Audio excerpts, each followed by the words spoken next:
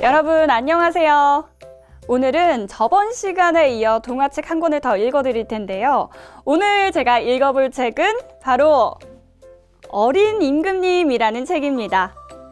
과연 무슨 사연이 있어서 어린 나이에 임금님이 됐을까요? 지금 바로 제가 책 펼쳐보겠습니다. 옛날 어느 나라에 어린 임금님이 있었어요. 어린 임금님은 임금의 자리에 오르기 위해 치르는 대관식을 하루 앞두고 있었어요. 대관식만 치르면 이제 곧 모든 게 내 것이 되겠지? 어린 임금님은 궁의 이곳저곳에 걸린 멋진 조각품과 예술품을 둘러보며 만족해했어요. 어린 임금님은 돌아가신 임금님의 딸이 낳은 아들이었어요. 임금님의 딸은 아버지가 반대하는 결혼을 했어요. 하지만 얼마 뒤 딸과 사위는 아들만 남겨둔 채 세상을 떠나고 말았지요. 이 아이를 염소치기에게 줘버려라. 화가 난 임금님은 손자를 시골로 보내버렸어요. 세월이 흘러 임금님이 돌아가시자 왕위를 물려받기 위해 어린 임금님은 다시 궁으로 들어온 거였어요. 이런 낡은 옷은 다시 입지 않을 거야. 어린 임금님은 궁에 들어올 때 입고 온 옷을 벗어 던지며 말했어요. 어린 임금님은 신하들에게 물었어요. 대관식 때 입을 옷은 잘 준비되고 있느냐? 어린 임금님은 대관식 때 아주 특별한 옷이 입고 싶었어요.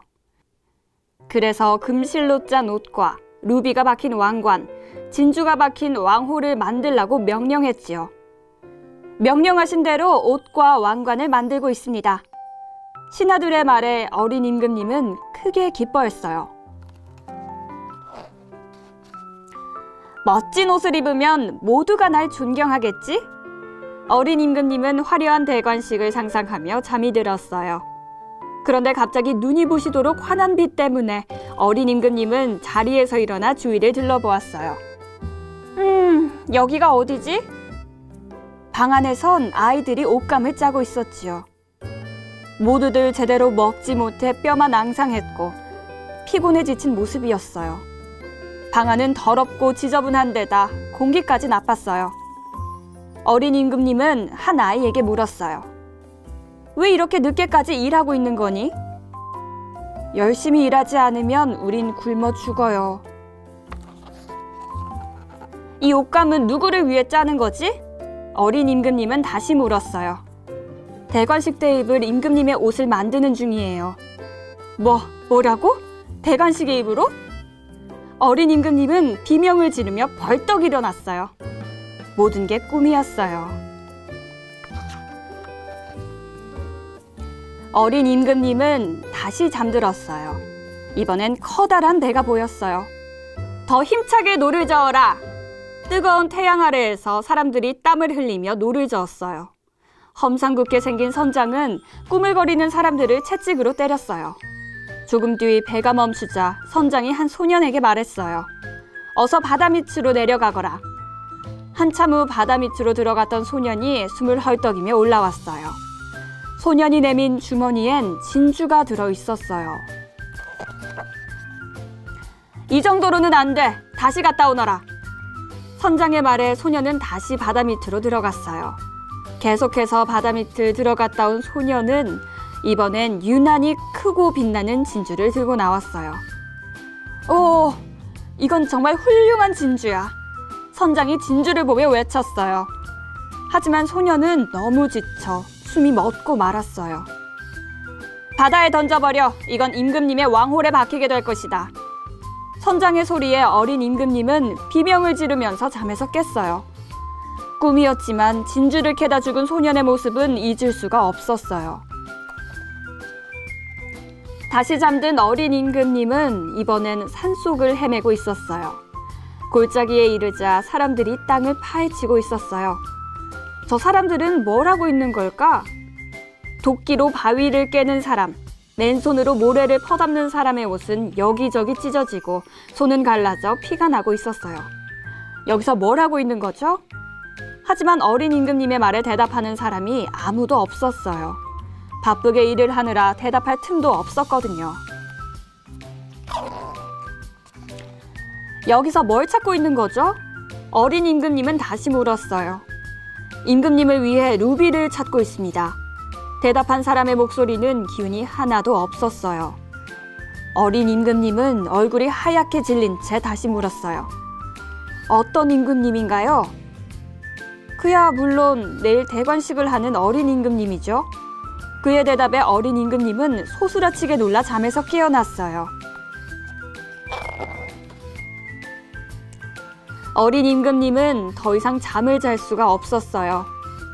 나 때문에 그렇게 많은 사람들이 고생하다니. 어린 임금님은 염소를 치며 욕심 없이 살던 때가 생각났어요. 이 꿈들은 내 욕심을 꾸짖기 위한 걸 거야.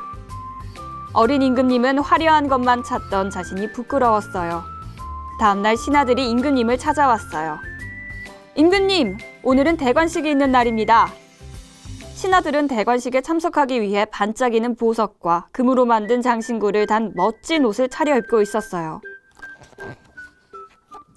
임금님께서 주문하신 물건들이 모두 도착했습니다.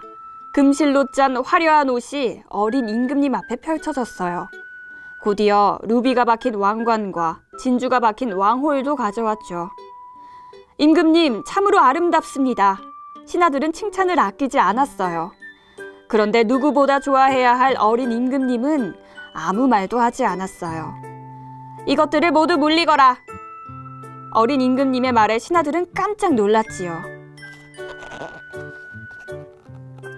나는 궁에 올 때 입었던 염소치기 옷을 입고 갈 것이다. 어린 임금님의 말에 신하들은 더욱 놀랐어요. 그 옷은 누더기처럼 초라한 가죽 옷이었거든요. 임금님, 임금님에게 어울리는 화려한 옷을 입으셔야 합니다. 신하들은 어린 임금님을 타이르듯이 말했어요. 초라한 옷차림을 하면 안 되는 이유는 무엇이냐? 사람들이 임금님인 줄 몰라볼 것이옵니다. 그래도 난 그 옷을 입고 갈 것이다. 어린 임금님은 신하들의 반대에도 뜻을 굽히지 않았어요. 신하들은 염소치기 옷을 입은 어린 임금님을 보며 수군거렸어요. 임금님이 어떻게 된 모양이야? 이건 나라의 수치야. 임금 자격이 없네. 어린 임금님은 신하들의 말에 아랑곳하지 않았어요. 정말 창피해. 임금님이 저런 옷을 입다니. 백성들도 어린 임금님의 초라한 모습이 마음에 들지 않았어요. 어린 임금님은 성당으로 들어가 기도를 올렸어요. 하느님, 겉모습만 가꾸려 했던 저를 용서해 주세요. 그때였어요.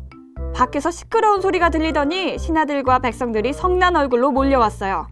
거지 임금은 필요 없다. 넌 임금이 될 자격이 없어. 사람들의 말에 어린 임금님은 마음이 아팠어요. 그 순간 유리창을 통해 아름다운 햇살이 쏟아져 들어왔어요. 햇살은 어린 임금님의 몸을 부드럽게 감싸주었지요. 그러자 어린 임금님의 초라한 옷은 금으로 만든 화려한 옷보다 더 아름답게 보였어요. 이럴 수가! 사람들은 어린 임금님의 천사 같은 모습에 저절로 무릎을 꿇었어요. 화려한 겉모습을 치장하기보다 백성들을 진심으로 사랑하는 어린 임금님의 마음이 인상적인 책, 어린 임금님입니다.